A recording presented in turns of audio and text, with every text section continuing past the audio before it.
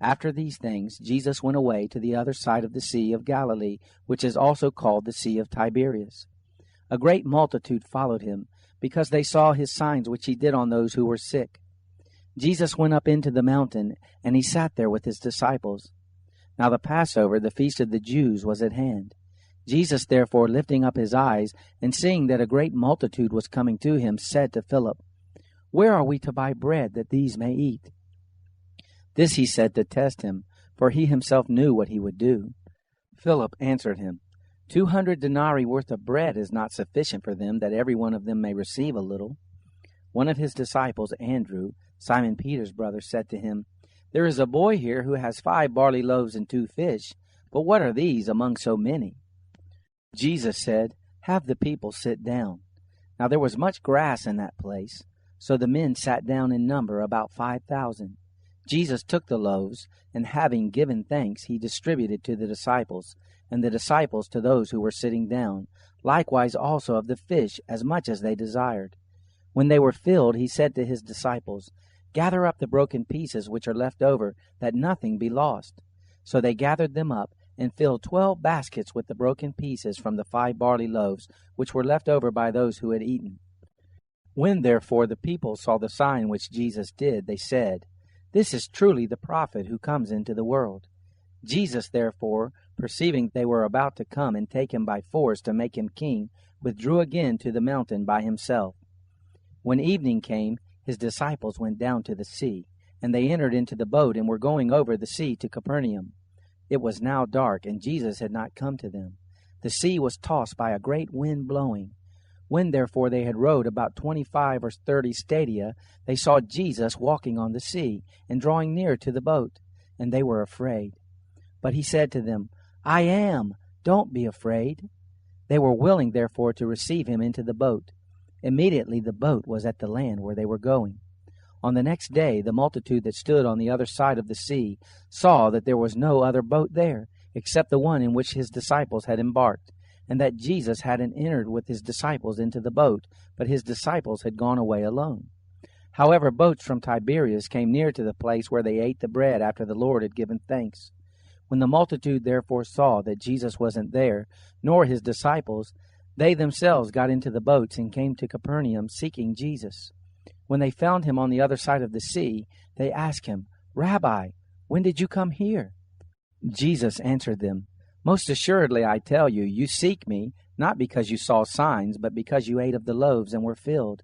Don't work for the food which perishes, but for the food which remains to eternal life, which the Son of Man will give to you. For God the Father has sealed him." They said therefore to him, "What must we do that we may work the works of God?" Jesus answered them, "This is the work of God, that you believe in him whom he has sent." They said therefore to him, "What then do you do for a sign that we may see and believe you? What work do you do? Our fathers ate the manna in the wilderness, as it is written, He gave them bread out of heaven to eat." Jesus therefore said to them, "Most assuredly I tell you, it wasn't Moses who gave you the bread out of heaven, but my Father gives you the true bread out of heaven. For the bread of God is that which comes down out of heaven and gives life to the world."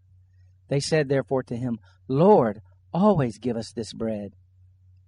Jesus said to them, "I am the bread of life. He who comes to me will not be hungry, and he who believes in me will never be thirsty. But I told you that you have seen me, and yet you don't believe. All those who the Father gives me will come to me. Him who comes to me I will in no way throw out. For I have come down from heaven, not to do my own will, but the will of him who sent me. This is the will of my Father who sent me, that of all he has given to me I should lose nothing, but should raise him up at the last day. This is the will of the one who sent me, that every one who sees the Son and believes in him should have eternal life, and I will raise him up at the last day." The Jews therefore murmured concerning him, because he said, "I am the bread which came down out of heaven." They said, "Isn't this Jesus, the son of Joseph, whose father and mother we know? How then does he say, 'I have come down out of heaven'?" Therefore Jesus answered them, "Don't murmur among yourselves. No one can come to me unless the Father who sent me draws him, and I will raise him up in the last day. It is written in the prophets, they will all be taught by God." Therefore everyone who hears from the Father and has learned comes to me. Not that anyone has seen the Father, except he who is from God. He has seen the Father. Most assuredly I tell you, he who believes in me has eternal life. I am the bread of life. Your fathers ate the manna in the wilderness, and they died. This is the bread which comes down out of heaven, that anyone may eat of it and not die. I am the living bread which came down out of heaven. If anyone eats of this bread, he will live forever. Yes, the bread which I will give for the life of the world is my flesh.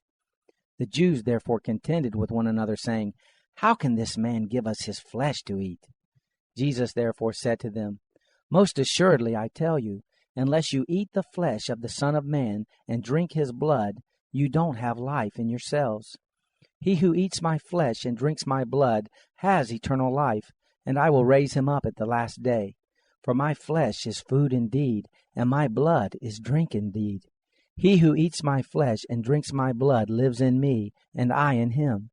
As the living Father sent me, and I live because of the Father, so he who feeds on me, he will also live because of me. This is the bread which came down out of heaven, not as our fathers ate the manna and died. He who eats this bread will live forever. These things he said in the synagogue as he taught in Capernaum. Therefore many of his disciples, when they heard this, said, This is a hard saying. Who can listen to it? But Jesus, knowing in himself that his disciples murmured at this, said to them, Does this cause you to stumble? Then what if you would see the Son of Man ascending to where he was before? It is the Spirit who gives life. The flesh profits nothing. The words that I speak to you are spirit and are life. But there are some of you who don't believe.